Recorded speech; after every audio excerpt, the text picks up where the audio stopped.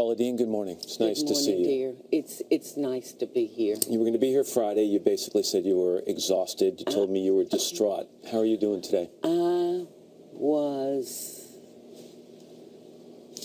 It's hard for me to even find the word, Matt, that I was feeling. I was just overwhelmed. I was in a state of shock. Still? Somewhat, yes, because there's been some very, very hurtful lies said about me. I want to get to specifics in a second, Paula. The difference between Friday and now is really on the business side of things. Yes. Food Network, let me just say, Food Network says no more. Smithfield Foods said they're severing ties with you. QVC, a big partner of yours, is weighing their options. Do you think you've been treated fairly by your business partners? They, let me say this, before we even get into that.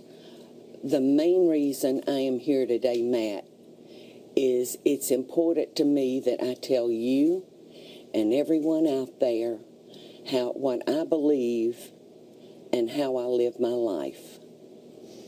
I believe that every creature on this earth, every one of God's creatures was created equal.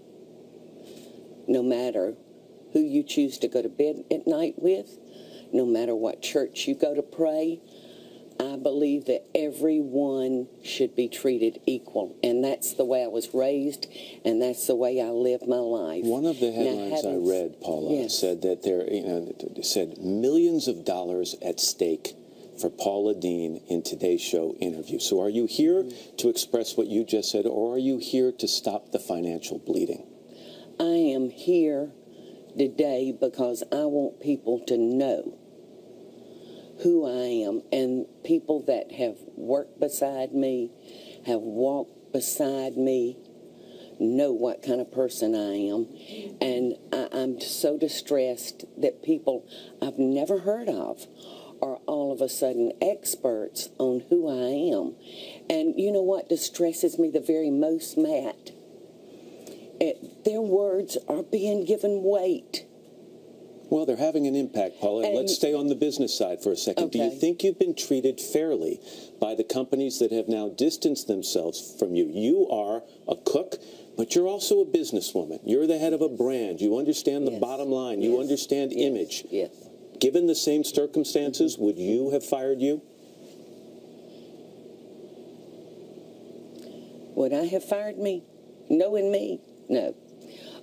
I'm very lucky in this aspect, Matt. I'm so fortunate that so many of my partners that know who I am have decided to stand by me. QVC has not dropped me. They say they're weighing their options. Well, there's only two that has dropped me. And I am so very thankful for the partners that I have that believe in me. Right now, as we sit here, it seems to me an informal jury of your peers and your fans and your critics and your business associates are weighing the question, is Paula Dean a racist? So I'll ask it to you bluntly. Are you a racist? No. No, I'm not. By birth, by choice, by osmosis, you don't feel you have racist tendencies? No. As a child, I was raised in a home that my father tolerated bad grades. He would tolerate maybe me breaking a curfew. But he told me, he said, girl, if I ever find out that you have behaved in a way where you think you're better than others or have been unkind, your butt is going to be mine. All right, but you raised your right hand. Yes, I did. And you swore under oath that you have used a word that is the most offensive word you can use to describe an African American. And you've talked about this wedding you wanted to plan, that plantation-style wedding, whether you use the N-word or not. So how does someone use the N-word, whether in anger or in a joke or in private, the most offensive word to African Americans, and not be considered a racist? Yes. The day I used that word, it was a world ago. It was 30 years ago.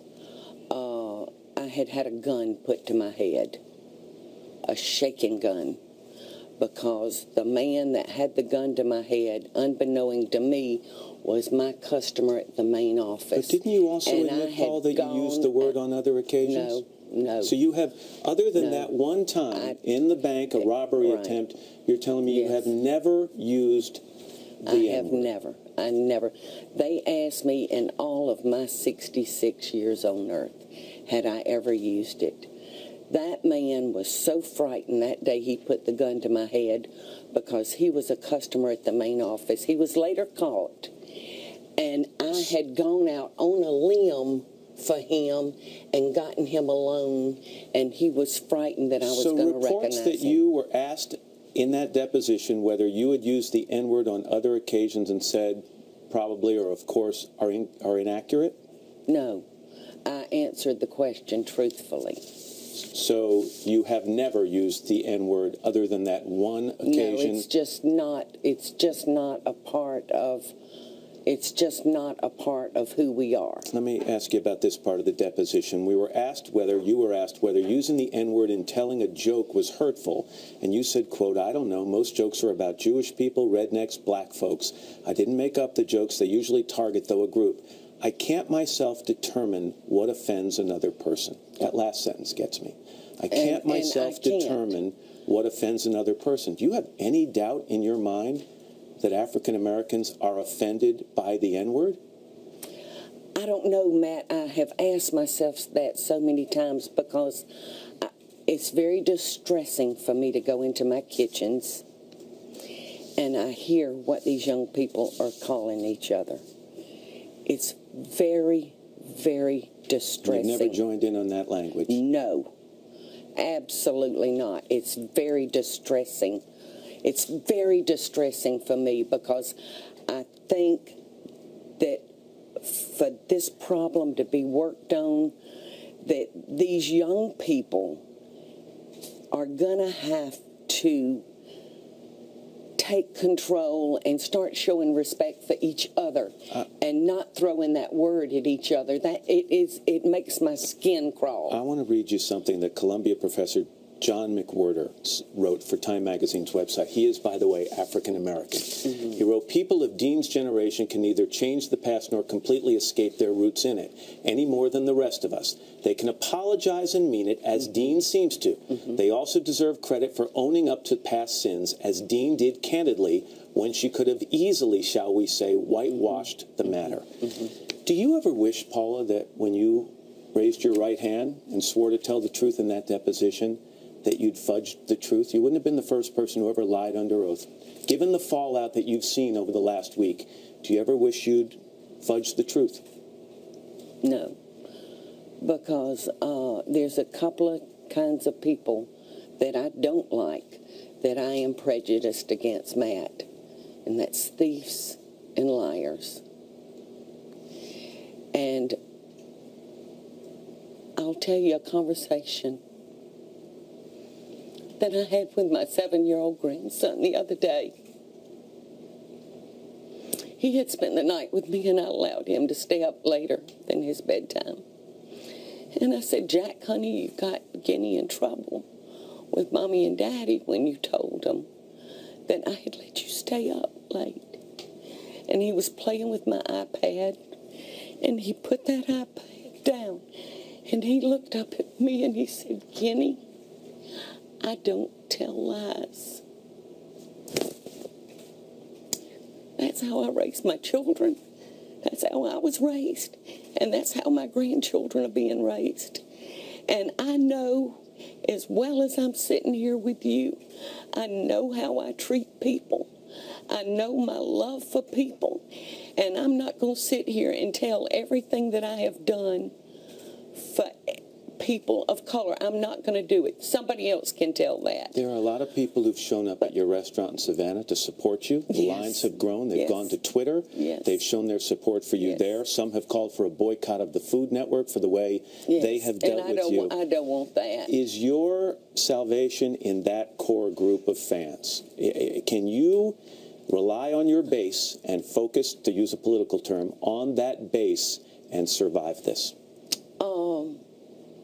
I think that we can never underestimate the power of those voices, because these people who have met me and know me and love me, they're as angry as the people are that are reading these stories that are lies.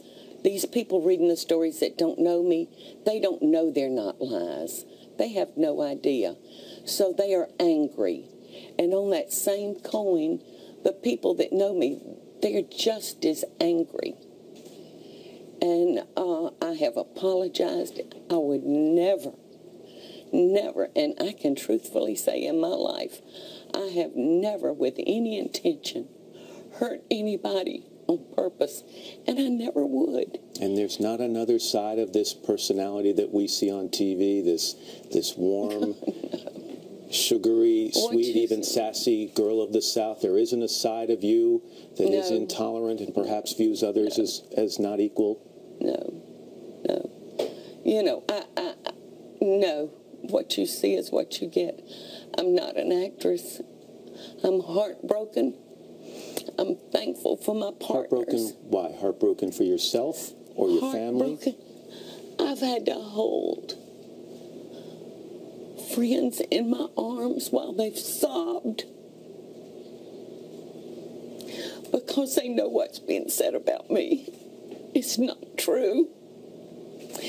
And I'm having to comfort them and tell them it's going to be all right. If God got us to it, He'll get us through it. I've had wonderful support from Reverend Jackson.